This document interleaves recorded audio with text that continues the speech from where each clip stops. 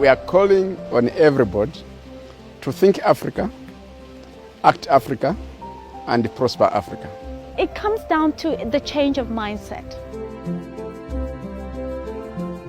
I think this is an opportunity which Africa should not miss. We are implementing the Africa we want. A lot of the countries understand that this is good for them, that it is a game changer. This is an historic moment for our continent.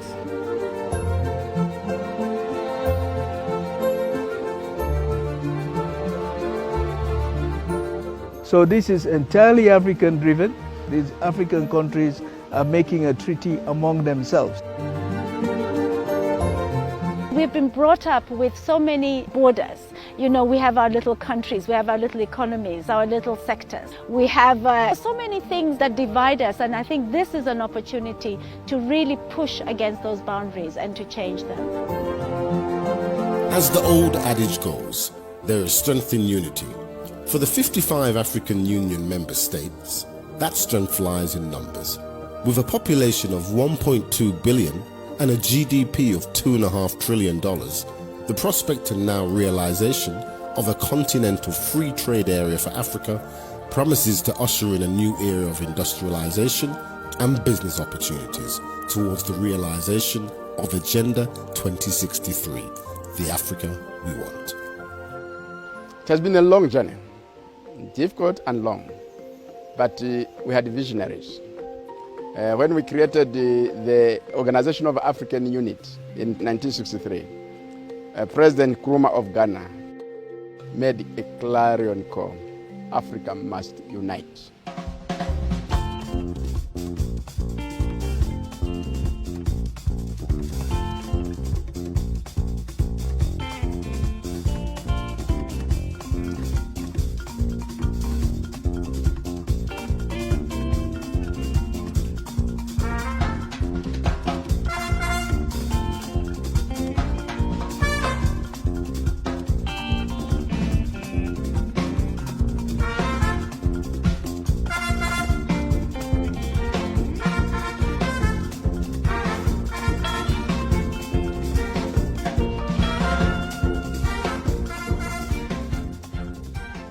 In June 2015, the heads of state and government had an assembly in Johannesburg, and they adopted the principles for negotiations, the roadmap, as well as the institutions. And we had several rounds of negotiations. Then the regional communities came in to give technical inputs with other strategic partners, namely the African Development Bank, the United Nations Economic Commission for Africa, and the United Nations Conference on Trade and Development. And the initial good results were established in December 2017.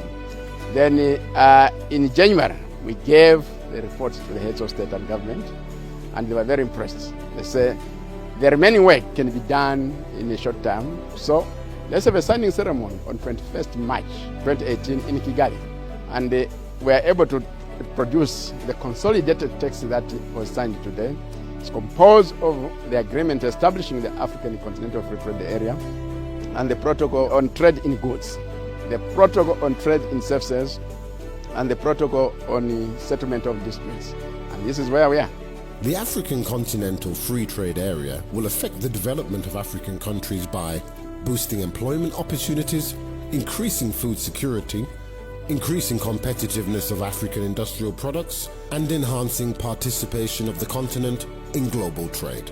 For us, the African Continental Free Trade Area, of course, it's a flagship project of Agenda 2063, but more than that, it's an instrument for solidarity, and it's an instrument for connection between African people and basically dismantling the borders and the barriers that are there, because there are great opportunities for goods to move more efficiently, for services, as well as people. So I think that for us, it's a very important lever for achieving multiple objectives. Well, what got us here is increasing realization that everywhere neighbors trade with neighbors. This is normal. What has been an anomaly for this continent is that since the 15th century, our trade has been directed primarily outside the continent. And that has to do with the way that Africa was inserted into the global economy. So this is what we are trying to reverse. So everything, our infrastructure has been built to support taking commodities from the interior to the ports and out to the north. So everything concerning trade has been organized around that external trade. The CFTA negotiations have been complex, needing to take into consideration the individual interests of member states. Beyond the signing of the CFTA, individual countries will need to ratify the agreement. There is supposed to be a process of ratification before the agreement can come into force. And for ratification, we need 22 member states to deposit their instruments of ratification, meaning that they have gone through their internal, local, national processes for accepting the documents. And then once we have 22 instruments of ratification, then that is when it now comes into force. The agreement that we are creating is not a mere declarative statement or a mere policy statement. It is actually a legal agreement that creates rights, obligations. So we think that at the end of the day, this is an agreement that will have some teeth. But I think beyond all that, there is a political commitment to see this done. Intra-African trade is one of the lowest of any region globally. The impact of the CFTA will mean Africa's industrial exports are able to diversify, encouraging a move away from extractive commodities such as oil and minerals. Economic integration for the continent will further provide harmony of customs, borders, and the movement of goods. What this initiative is all about is to say to ourselves, okay, let's create a legal framework, let's establish a treaty so that there is certainty, because in trade, your business person wants to know that those goods that are going across are not going to be seized or discriminated against in some way, that it will be a level playing field. And also our tariffs are relatively high, over 6% is the average across the continent. To say we want to bring this down to zero, which is what they have agreed for 90% of products, and also to deal with non-tariff barriers like your roadblocks, your anti-trade behavior along the border, harassment at the border. The flagship project of Agenda 2063 promises to be the world's largest free trade area. But what are the practical implications of having the CFTA implemented? And how exactly would an agreement of this magnitude revolutionize business and movement across Africa? My mother was a small-scale trader after retiring from her teaching profession. So from very practical terms, having seen people like my mother, small traders, this will facilitate their movement, because alongside the signing of the CFTA, there are also member states, 27 member states, signed on to the free movement protocol, movement of persons. So cutting the red tape, knowing predictable tax regimes, common external tariff barriers. This gives them assurance, it gives them predictability, and it also gives them a sense that they have protections that are continental. The most interesting thing to know about this kind of legal agreement is that in certain ways, it protects the little man the most. At the end of the day, for the small man, for the entrepreneur in Nigeria or some other country, the fact that there is a legal agreement that gives him rights as well as obligations actually makes it easier for that little or that young entrepreneur, that small SME company to take the right decisions, because you know that you are not going in on your own, you are going in with the entire legal framework of the African Union. We have signaled to the world that we want to come together, and we do not want the Africans and the rest of the world to say the leaders made a grand celebration to sign the instruments, but they are not producing results. So we are focusing on tangible results, because this is what the ordinary Africans expect. And the business community is going to join us in the advocacy program. The parliamentarians are going to join us. The civil society organizations are also going on. So Africa at large is committed. We have to basically galvanize all the stakeholders who are going to make this happen. It's not government that's going to trade. It's the private sector. It's the young entrepreneurs.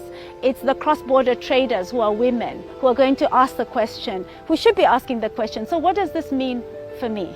So implementation, I think, will be something that happens at different levels. It will be at the national level, where countries who are signatory to the agreement, first of all, engage stakeholders on how to go about this. And the other level is the regional level, because as we know, regional economic communities have been working with member states, also in terms of the regional blocks. And so that's another level of implementation. In addition to the overall contribution to achieving Agenda 2063 and Agenda 2030, the average person can expect some tangible benefits on the ground from the implementation of the CFTA. Practical benefits for businesses, consumers, and trade are also on the cards. My business is just to make those dresses for ladies, to design ladies and men. I want to make the thing bigger. I want to be with my people, about 100 people. To bring material, it's a problem of taxes. They charge us money. If they say that no taxes, in fact, my business will go further. I'm selling clothes. I bought them from South Africa, Dar es Salaam, Nairobi. When I'm bringing my goods back, we have problems because they ask us to pay. But if you don't want to pay, they take your goods. When you don't have all the money, you bribe.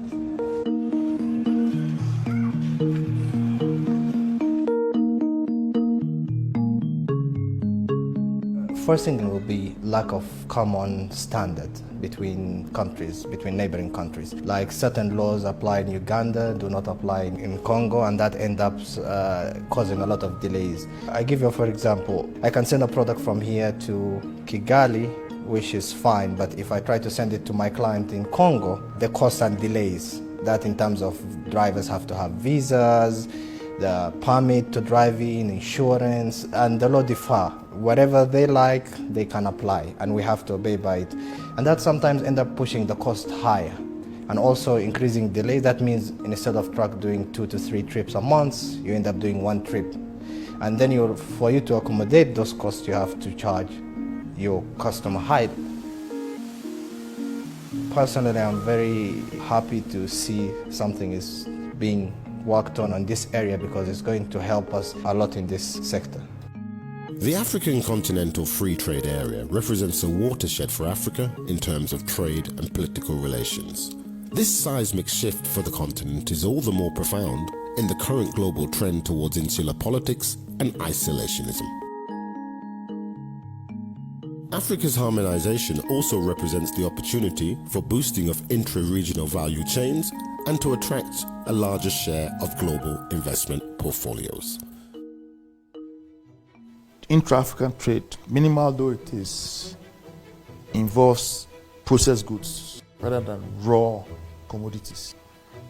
So the point about increasing intra-African trade is that you find that African countries will need to apply more science and technology to production.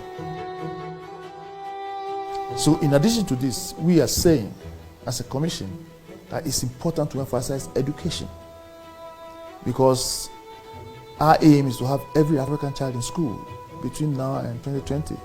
You have every African child in school, you have a numerate and a literate Africa with the cultural level raised. They can begin now to imbibe capital and leverage science and technology in production. So you find that more intra-African trade will occur, more processing will occur within the African continent.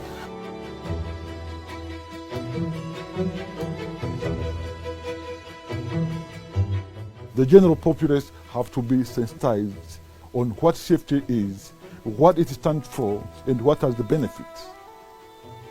When that is achieved, what we call informal trade, cross-border trade, will not be informal anymore. Because all these borders, as far as trade is concerned, all these borders will become meaningless, will become fictitious. People will be free to move from one country to another. So this will take time. So I think at the beginning what needs to be done is the advocacy, public advocacy, to make sure that every single African, irrespective of their status, economic and social status, know what CFTA stands for, what are the benefits for him or her, when it becomes operational. This platform will allow us to harmonize our different national policies, to regularize and harmonize so that we can trade amongst ourselves on the continent. We have a lot of challenges on food security. This will allow us to really, diversify our economy and really provide food in some affected countries by the climate change.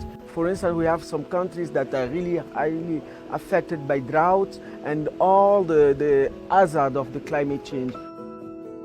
The region can easily facilitate the circulation of foods and animal protein from one country to another. I think it is a chance for us to really realize this inter-African trade. While the CFTA is essentially an economic project, it is deeply entrenched in the aspirations found in Agenda 2063 and feeds directly into other aspirations for integration, such as the Single African Passport. Launched in 2016, the full implementation by member states of the Single African Passport would further enhance trade and movement of people across the continent. Other flagship projects, such as the Single African Air Transportation Market, also stand to benefit from the CFTA. The Single African Air Transportation Market primarily aims to increase connectivity across the continent by creating a single African sky, and thus further enhancing economic integration. The essence of the Single African Air Transport Market is to have a single African sky, like the one we see in Europe, like the one we see in Northern America. Airlines, formidable airlines, licensed airlines, should be able to move from one point to another, whether on a direct flight or whether on transit. The air transport market liberalization will make sure that now business is open to everybody. And we think with liberalization now, the airfares will go down. These are some of the issues the Single African Air Transport Market is geared to resolving. A single African sky, where every airline will be able to go anywhere, to fly passengers and goods anywhere in Africa.